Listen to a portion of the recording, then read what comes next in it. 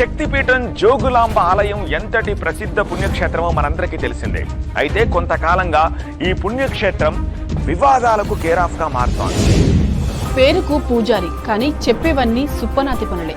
ఎప్పుడూ తన సొంత హుండీ నింపుకుందామా అన్నదే ఆ అర్చకుడి ఆలోచన. శక్తిపీఠాల్లో ఒకటైన జోగులాంబ ఆలయంలో ప్రధాన అర్చకుడు ఆనంద్ శర్మ అరాచక శక్తిగా మారాడు. ఎన్నో ఏళ్లుగా అక్కడే తిష్ట వేసిన పూజారి ఆనంద్ శర్మ ప్రమేయం లేకుండా చీమ కూడా లోపలికి ప్రవేశించింది. అలంపూర్ జోగులాంబ శక్తిపీఠం ఆలయ ప్రధాన అర్చకుడు ఆనంద్ శర్మను సస్పెండ్ చేయాలని డిమాండ్ చేస్తూ జోగులాంబ ఆలయ అర్చకులు ఆందోళనకు దిగారు. జోగులాంబ ఆలయంలో అవినీతి ఆరోపణలు, చక్రం తిప్పుతున్న అర్చకుడు, ఆలయ ప్రధాన అర్చకుడిని సస్పెండ్ చేయాలంటూ ఉద్యమిస్తున్న అర్చకులు, అలంపూర్ ఆలయంలో అర్చకుడి అరాచకాలు. ఇలా గత కొన్ని రోజుల నుండి పత్రికలలో, టీవీ న్యూస్ ఛానళ్లలో వస్తున్న ముఖ్య కథనాలు. ఇవన్నీ చూస్తున్న మనకు సాధారణంగా ఎన్నో అపోహలు, మరెన్నో అపార్థాలు, అనుమానాలు కలగడం సహజం. వీటి ఫలితంగా మన ధర్మంపైన, మన ఆలయాల వ్యవస్థపైన, పవిత్రమైన నిష్కామతో చేసే అర్చకత్వంపై అగౌరవాన్ని ఏర్పరిచే లక్ష్యంతో పాటు మీడియా ఛానల్స్ లో పదే పదే ఆలయంలో ఏదో ప్రమాదం జరిగిపోయిందని, మరేదో అయిపోయిందని అరచి గగ్గోలు పెట్టి మనందరిలో లేనిపోని భయాలను సృష్టించి సనాతన ధర్మాన్ని పూర్తిగా దెబ్బతీసి ఇతర ధర్మాలను వ్యాప్తి చేయాలనేదే ఈ మీడియా వార్తా కథనాల దురుద్దేశ్యం. అరాచక శక్తుల ప్రమేయంతో తప్పుడు కథనాలను ఘాటైన మసాలాలతో వార్చి వడ్డించే అభూత కల్పనలన్నీ కేవలం నాణానికి ఒకవైపు మాత్రమే. అసలు జరిగిన వాస్తవ సంఘటనలు ఏమిటి, వీటి వెనక ఉన్న ప్రధాన ఉద్దేశ్యం ఏమిటి అన్న సరైన వాస్తవాలతో నాణానికి రెండో వైపు ఏమి జరిగిందో వివరించే ప్రయత్నమే ఈ సత్యాన్వేషణ.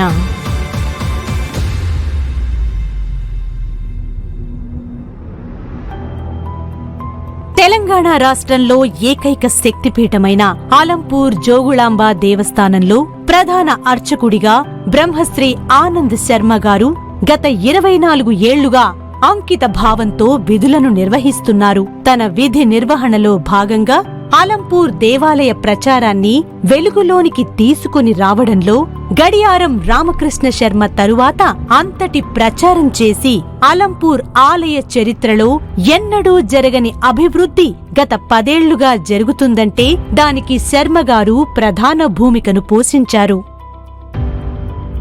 కేవలం ఆలయ అభివృద్ధే కాక రాష్ట్రంలో అర్చకుల తరపున నిలబడి అనేక పోరాటాలు, మరెన్నో ఉద్యమాలు జరిపి అర్చకులకు ప్రభుత్వ ఉద్యోగాలతో పాటు తత్సమానమైన వేతనాలు సాధించడంలో కీలక పాత్రను పోషించారు ఆనంద్ శర్మ గారు.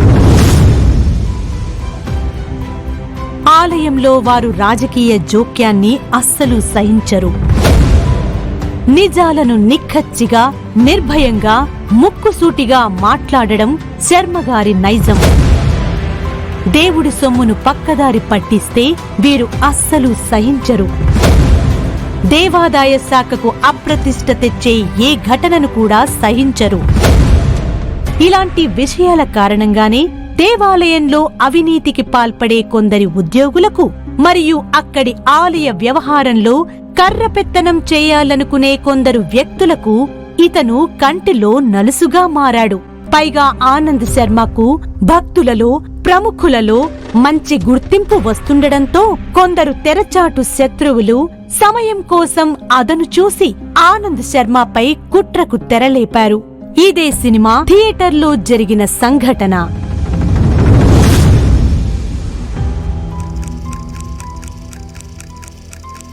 2024 నవంబర్ 23 శనివారం రోజు ఆనంద్ శర్మ తన డ్యూటీని ముగించుకుని మధ్యాహ్నం 3 గంటలకు కర్నూలు నగరంలోని ఆనంద్ సినీ కాంప్లెక్స్ లో ఖంగువా సినిమా తిలకిస్తున్నారు. అదే సినిమాను వీక్షించేందుకు అలంపూర్ ఎమ్మెల్యే విజయుడు గారు వచ్చారు.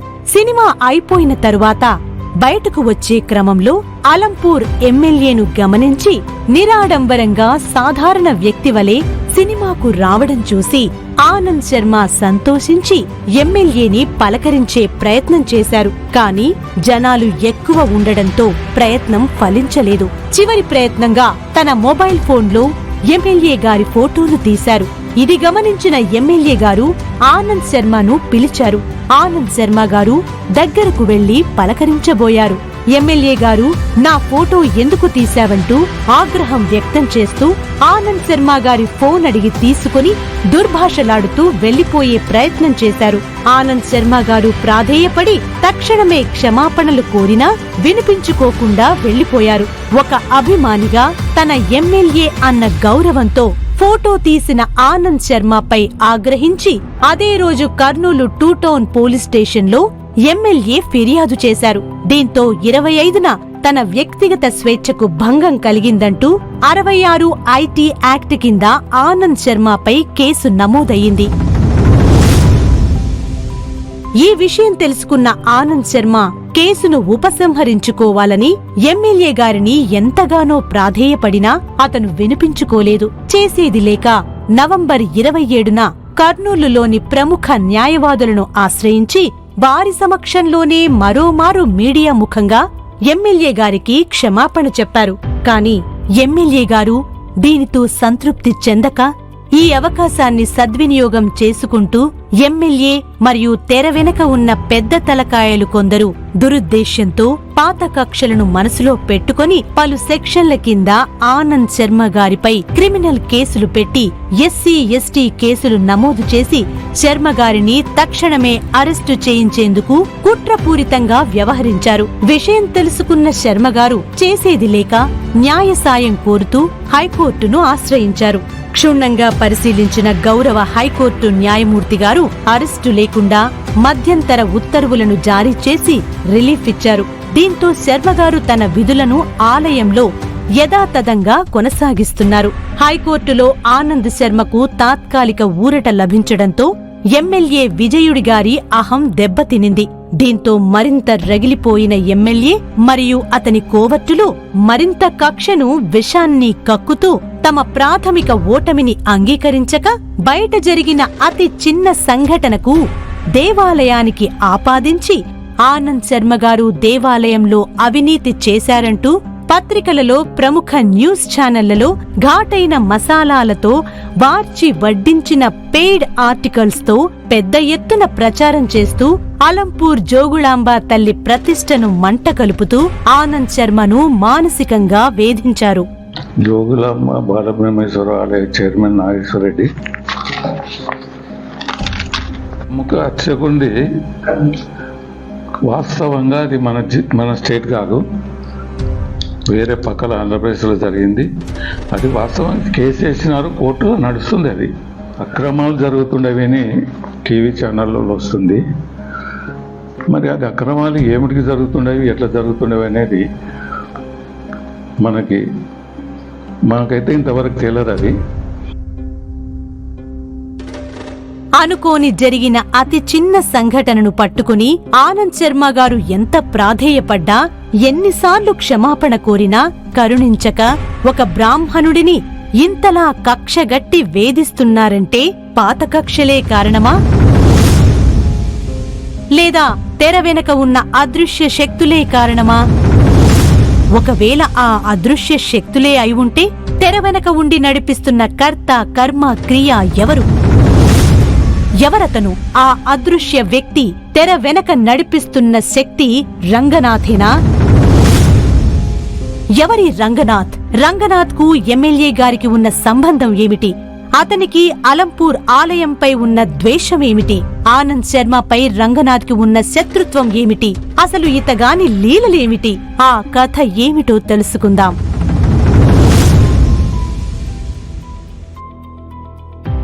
రంగనాథ్ 2005లో పైరవీలు చేసి అక్రమ మార్గాల ద్వారా అలంపూర్ దేవాలయంలో నేరుగా జూనియర్ అసిస్టెంట్ గా స్థానం సంపాదించారు. తాను ఎదిగేందుకు అర్హులైన ఎంతో మంది ఆలయ ఉద్యోగులను తొక్కేసి తాను సీనియర్ అసిస్టెంట్ అయ్యాడు. తన తీయటి మాటలతో అతి వినయాన్ని ప్రదర్శిస్తూ ఈవోలను తన ఆధీనంలోకి తెచ్చుకుని ఆలయంలో ఉన్న అన్ని విభాగాలలో అన్నీ తానై చలాయించాడు. ఇలా అన్ని విభాగాలలో పట్టు సాధించి పెద్ద ఎత్తున అవినీతికి తెరలేపాడు. ఇందులో ప్రధానంగా బ్రహ్మోత్సవాలలో దొంగ రసీదు బుక్స్, రబ్బరు స్టాంపులను తయారు చేయించి భక్తుల దగ్గర పెద్ద మొత్తంలో వస్తురూపేణా ధనరూపేణా విరాళాలు సేకరించారు. కాని రికార్డులలో మాత్రం దేవస్థానమే ఖర్చు చేస్తున్నట్టు దొంగ లెక్కలు రాసేవాడు. ఇంతటితో ఆగక కర్నూలులోని విలువైన ఆలయ భూములను గుట్టుగా లీజుకు ఇచ్చుకున్నాడు. ఈ విషయాన్ని ఆనంద్ శర్మ వీడియో, ఫోటో ఆధారాలతో సహా వెలుగులోనికి తెచ్చారు. ఇంతేకాక ముస్లిం యువకులతో ఆలయంలో ఏకాంతంగా తరచుగా రహస్య సంబంధాలను కొనసాగించాడు. ముస్లిం యువకుడి అకౌంట్కు లక్షలాది రూపాయలు లావాదేవీలు జరిపారు. ఈ క్రమంలో హైదరాబాద్ కు చెందిన సాదిక్ అనే మరో ముస్లిం యువకుడితో పరిచయం ఏర్పరచుకున్నారు. అతడిని తరచుగా అలంపూర్ ఆలయానికి పిలిపించుకునేవాడు. ఇదిలా ఉండగా రంగనాథ్ కు బాగా పరిచయం ఉన్న ఓ దంపతులు తమ కుటుంబ సభ్యులు ఆలయ దర్శనార్థం వచ్చేవారు. ముస్లిం యువకుడు అయిన సాదిక్ ఈ దంపతుల కుమార్తెపై కన్నుపడింది. అప్పటికే వివాహమైన సాదిక్ ఎలాగైనా ఈ హిందూ యువతిని వివాహం చేసుకుని మతం మార్చాలనే దురుద్దేశ్యంతో ఈ అమ్మాయి వెంటపడుతూ వేధించేవాడు. ఇతని ప్రయత్నాలు ఏవీ ఫలించకపోవడంతో తనకు పరిచయం ఉన్న రంగనాథ్ ద్వారా తన వివాహానికి సహకరించాలని కోరాడు. లవ్ జిహాద్ కు సహకరించిన రంగనాథ్ సదరు హిందూ అమ్మాయికి నేరుగా ఫోన్ చేసి ఎలాగైనా సాదిక్ ని పెళ్లి చేసుకోవాలని ఒత్తిడి తెచ్చాడు. ఈ విషయం తెలుసుకున్న యువతి తల్లిదండ్రులు రోధిస్తూ ఆలయానికి వచ్చి రంగనాథ్ ను చంప పగలగొట్టి గట్టిగా నిలదీశారు.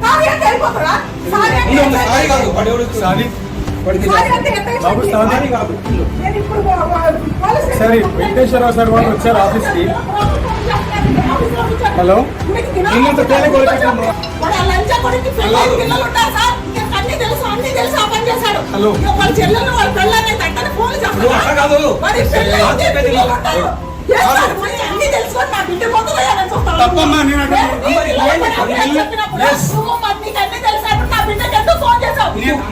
ఉత్తముడు అనుకున్నాను. నువ్వు ఇంత పనికి మాట్లాడా నేను అనుకోలేదు. నువ్వు ఏం చెప్పావు? నువ్వు బోకలు నా కొడక దోకలు పని చేస్తావు. నువ్వు ఒక భక్తుడిగా, నేను భక్తుడిగా అతన్ని నమ్మినాను.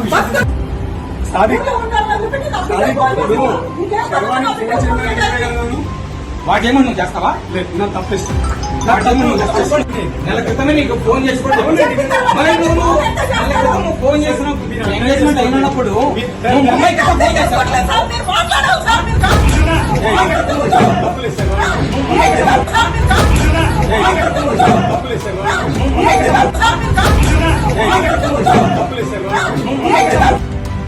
ఈ క్రమంలో ఆలయ ఈవో పురేందర్, అర్చకులు ఆనంద్ శర్మ, మరికొంతమంది ఆలయ సిబ్బంది, హిందూ సంఘాలు, భక్తులు ఇలా పలువురు యువతి తల్లిదండ్రులకు అండగా నిలబడ్డారు. పోలీస్ స్టేషన్లో రంగనాథ్ తన తప్పును అంగీకరిస్తూ మరోమారు తన నుండి ఇలాంటి పొరపాటు జరగదంటూ స్వయంగా తన స్వహస్తాలతో లేఖ రాసి ఇచ్చారు. విచారణ జరిపిన దేవాదాయ శాఖ రంగనాథ్ ను సస్పెండ్ చేసింది. తరువాత రంగనాథ్ డబ్బులతో పైరవీలు చేసి తెలివిగా డిప్యుటేషన్ పై మల్దకల్ స్వయం భూలక్ష్మి వెంకటేశ్వరాలయానికి బదిలీ చేయించుకున్నారు. మల్దకల్ దేవాలయంలో తన చేతివాటానికి సందు దొరకపోవడంతో మళ్లీ ఎలాగైనా స్వస్థలమైన జోగులాంబ ఆలయంలో తిష్టవేయాలని గట్టిగా ప్రణాళికను రచించాడు. తాను బదిలీ అయి ఏడాది దాటినా అలంపూర్లో ఖాళీగా ఉంటున్న ఇంటికి అద్దె చెల్లిస్తూ అలాగే ఉంచుకున్నాడు.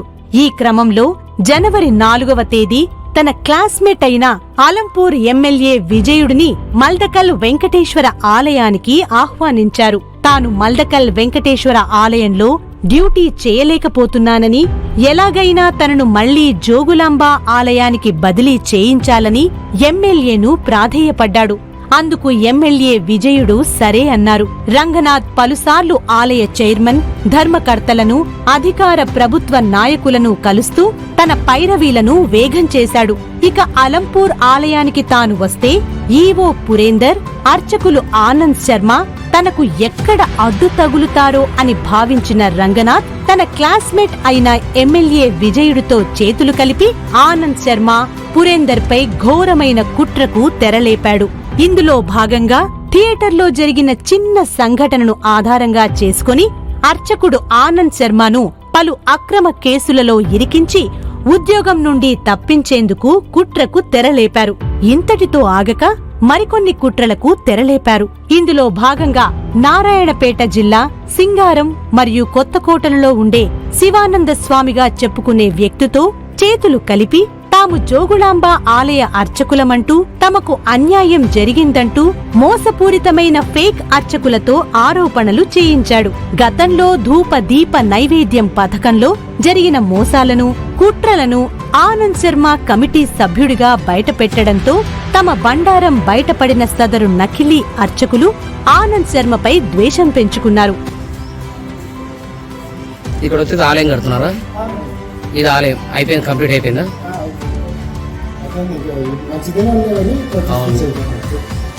ఇది అయిపోతే మీకు ఆలయం కట్టేస్తా.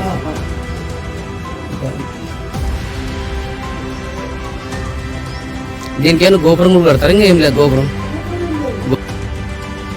ఇలా వీరందరినీ రంగనాథం ఏకం చేసి ఆనంద్ శర్మపై వ్యతిరేకంగా న్యూస్ ఛానల్లో వీరితో స్టేట్మెంట్ ఇప్పించారు. ఇదంతా సరిపోదన్నట్టు హైదరాబాద్ కు చెందిన ఒక ప్రముఖ రియల్ ఎస్టేట్ వ్యాపార ప్రముఖులైన జైపాల్ కాంత్ సహాయం తీసుకుని హైదరాబాద్ లోని ప్రముఖ ఛానల్స్ కు డబ్బులు ఇచ్చి పెయిడ్ ఆర్టికల్స్ కథనాలను పుంఖాలుగా రాయిస్తూ టీవీలలో ప్లే చేయిస్తూ ఆలయాన్ని అబాసుపాలు చేసే కుట్ర చేశారు.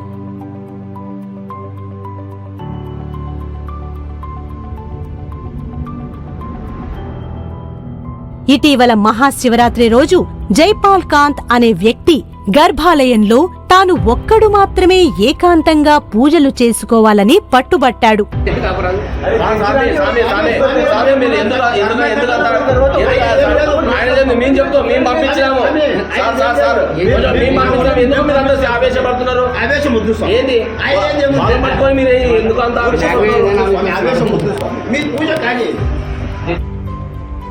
మహాశివరాత్రి కావడంతో ఎంతో మంది భక్తులు క్యూలో ఉన్నారని, అలాగే జడ్జి గారు సైతం వేచి ఉన్నారని ఆలయ ధర్మకర్తలు ఎంత వారించినా వినలేదు.